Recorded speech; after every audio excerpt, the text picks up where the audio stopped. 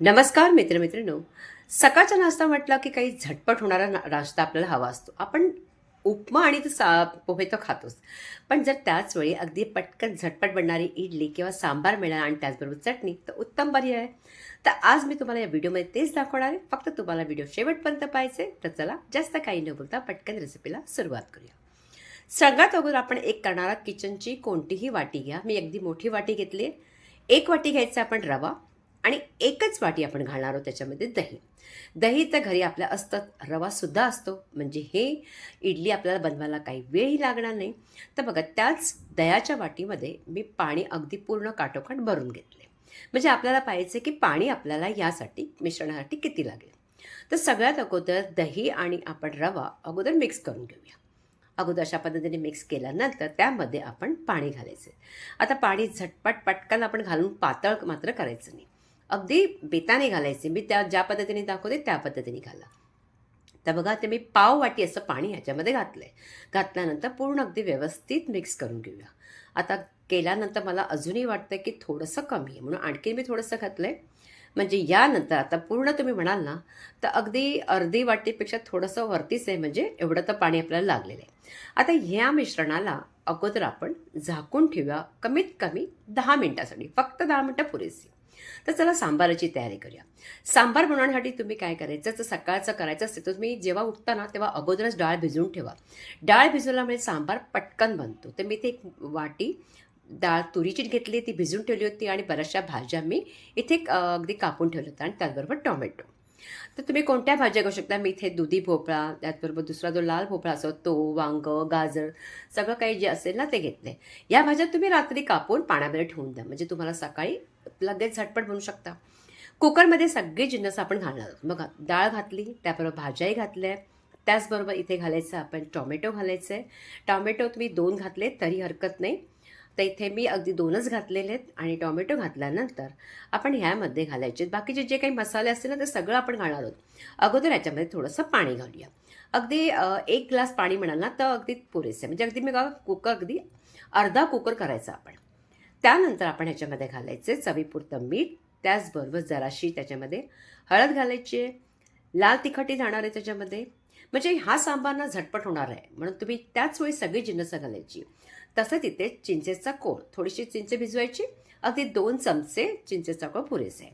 तोही घातला आणि चवीला म्हणून ना साखर किंवा गुळाचा एक खडा नक्कीच घालायचा तरच सांबार चांगला लागतो.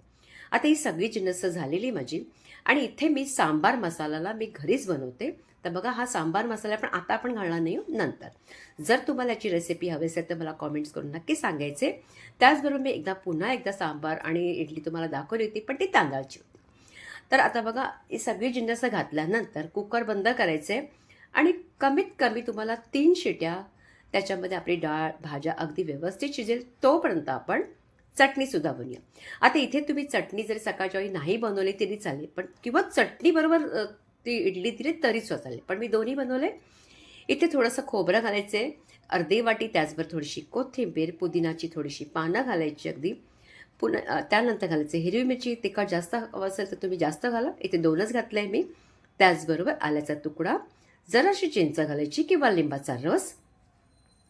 त्यानंतर इथे एक अर्धा चमचा असं जिरं, तसंच इथे शेंगदाणे किंवा तुम्ही फुटाणे तेही घालू शकता भाजलेले. चवीपुरतं मीठ घालायचे. तसंच जराशी किंचित अशी साखरसुद्धा घालायची. त्याच्याने चटणीला चव जास्त येते.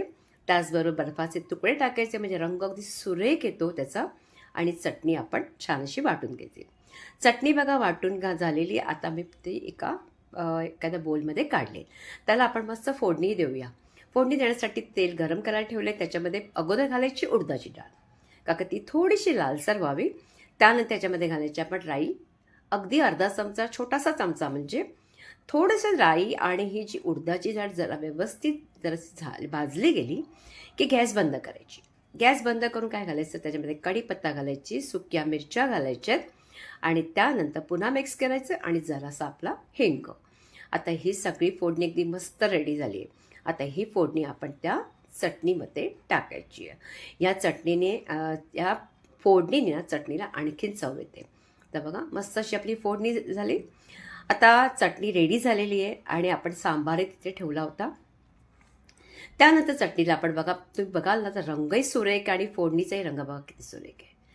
त्याच नंतर आपण इथे इडलीचं अगोदर आपली जे साचा असतो आपला, म्हणजे आपण त्याला अगोदर तेल लावून घ्यायचं आणि स्टीमरमध्ये पाणी अगोदरच अगदी मंद आचेवर उकळायला ठेवा. म्हणजे पाणी चांगलं उकळू द्या. व्यवस्थित तेल लावून घ्यायचं म्हणजे इडली आपली झटपट निघणार आहे. तर 2 जसे साचे होते ते मी करून ठेवले आणि अगोदर आपण ना इडली बनवायला ठेवूया. तोपर्यंत सांबारही आपला तिथे शिजला जाईल. तर बघा आता हे झाकल्यानंतर मी अगदी 10 मिनिटं ठेवलं होतं. तरी मला आता हे मिश्रण थोडंसं जाड वाटतंय. म्हणून आपण थोडंसं पाणी आणखीन घालायचं. त्याचबरोबर अगोदर चवीपुरतं मीठ टाकायचं आणि थोडंसं पाणी टाकायचं. आता पाणी अगदी बेतान टाकायचं, बिलकुल जास्त घाई करायची नाही आहे. मी तुम्हाला कन्सिस्टन्सी दाखवीन त्याच पद्धतीने टाकायचं. तर बघा, आता मात्र ही आपली कन्सिस्टन्सी परफेक्ट झाली आहे. कारण जर तुम्ही जास्त पाणी टाकलं तर मात्र इडली आपली बनणार नाही. ज्या पद्धतीने मी उचलूनही दाखवलं तुम्हाला पळीने, त्याच पद्धतीने घालायचं.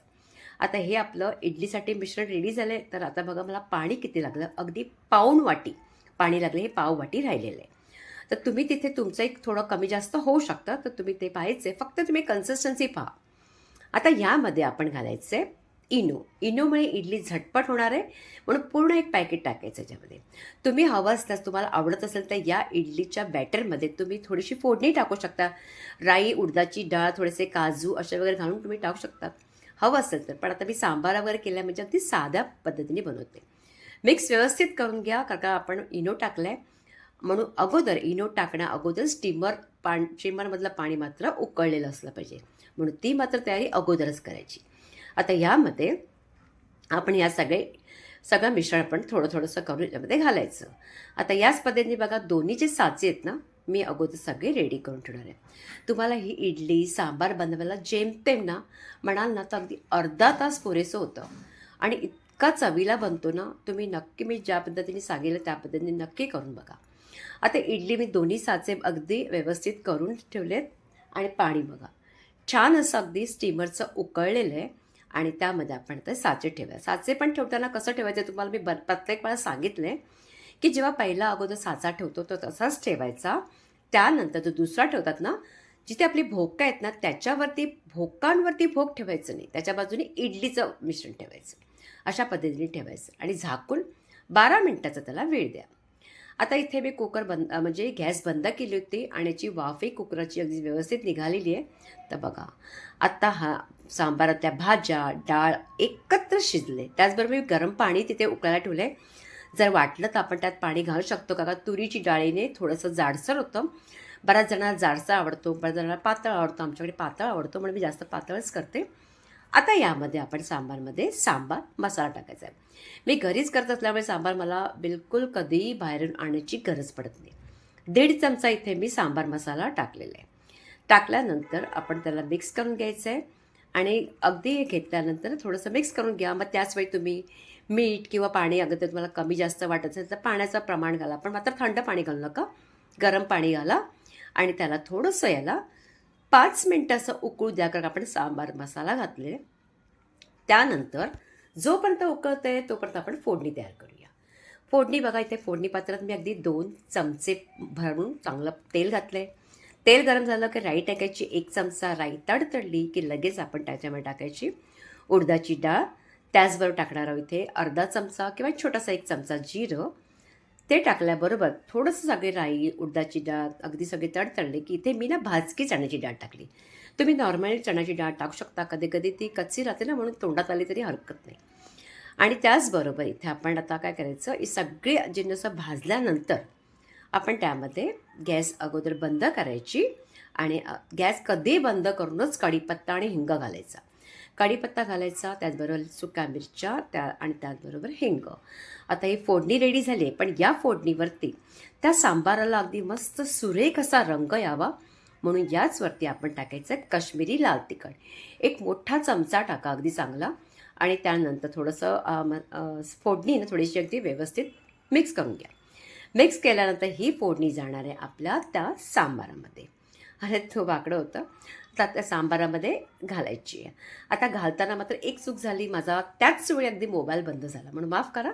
आणि बघा मस्त अशी फोडणी घातल्यानंतर तुम्हाला दिसत असेल बघा काय सुरेख वाटतंय सांबार. पाताळ आणि तुम्हाला खावासा वाटतो ना तसाच आहे. खरोखरच चांगला बनतो. तुम्ही नक्की करून बघा आणि साध्या सोप्या पद्धतीने काहीच करायचं नाही. सगळी जिन्नस एकत्र घालायची, फोडणी त्याच्यावरती टाकायची. बस एवढंच करायचं तुम्हाला आणि जेमतेम 3 शिट्यामध्ये सगळं अगदी सांबार रेडी येतो. छान असा आपला सांबार रेडी झाला. 2 अगदी 3 मिनिटं त्याला फक्त शिजवा, जास्त नाही 3 मिनिटं. आता ही झाला आपला सांबार. आता इडली आपली 12 मिनिटं बरोबर झाली होती. तर बघा 12 मिनिटानंतर इडली अगदी परफेक्ट अशी झाली आहे. इथे आपल्याला तांदूळ भिजवायचे, उडदाची डाळ भिजवायची, काहीच करायचे नाही आहे आणि रव्याची इडलीसुद्धा अगदीच चवीला लागते. मी अगदी त्याच्यामध्ये काट्याचा चमचा घालून तुम्हाला दाखवते, पण परफेक्ट असा बनतो. थंड करायचं आहे. थंड केल्यानंतर इडली आपोआप व्यवस्थित काही न करता सुरेख अशा निघतात बघा. सुंदर अशा आपल्या इडल्या अगदी मस्त अशा रेडी झाल्यात. नक्की करा. सकाळच्या वेळी काही तुम्हाला असं वाटत असेल सगळ्यांना काही द्यायला, मुलं अगदी आवडीने खातील. कॉलेजची मुलं असतात किंवा आपली शाळेतली मुलं असतात किंवा आपले मिस्टरांनाही तुम्ही देऊ शकता. तर बघा आता अशा पद्धतीने इडल्या सगळ्या काढून घ्यायच्या. काढल्यानंतर लगेच आपण त्याला वाढायला सुरुवात करूया. तर अगदी ताट मी रेडीच केलं आहे. त्याच्यामध्ये अगदी सांबार घालायचं आहे. सांबार अगदी रेडी झाला की त्यानंतर आपली बनवलेली अगदी चटपटीत अशी आपली ही चटणी, तुम्ही सांबार, चटणी कशाबरोबर खा, पण दोन्ही जर बनवलं ना तर सगळ्यांना आवडणार आहे. तर आपली चटणी रेडी झाली आणि त्याचबरोबर आपल्या या इडल्या. बघा ना, या इडल्या अगदी आपण जसा बनवतो त्याच पद्धतीच्या इडल्या बनतात आणि या झटपट होणार आहेत. त्याला तरी वेळ लागतो आपल्याला, भिजवावं लागतं, नंतर वाटावं लागतं, नंतर दुसऱ्याची पीठ आल्यानंतर आपण इडली करतो. इथे तसं काहीच नाही. त्याच वेळी अगदी जास्तीत जास्त अर्धा तास. अर्धा तासात तुमचा हा नाश्ता अगदी परफेक्ट असा रेडी होतो. तोडूनही दाखवते बघा, इडली अगदी जाळीदार अशी बनते. नक्की करून बघायचं आहे. जर तुम्हाला रेसिपी आवडली असेल तर जास्तीत जास्त लाईक करायचं आहे, प्रत्येकांकडे शेअर करायचं आहे. शॉर्ट व्हिडिओ मात्र पाहायला विसरायचं नाही आणि पुन्हा भेटायचं आहे आपण एका छानशा रेसिपीबरोबर. श्री स्वामी समर्थ.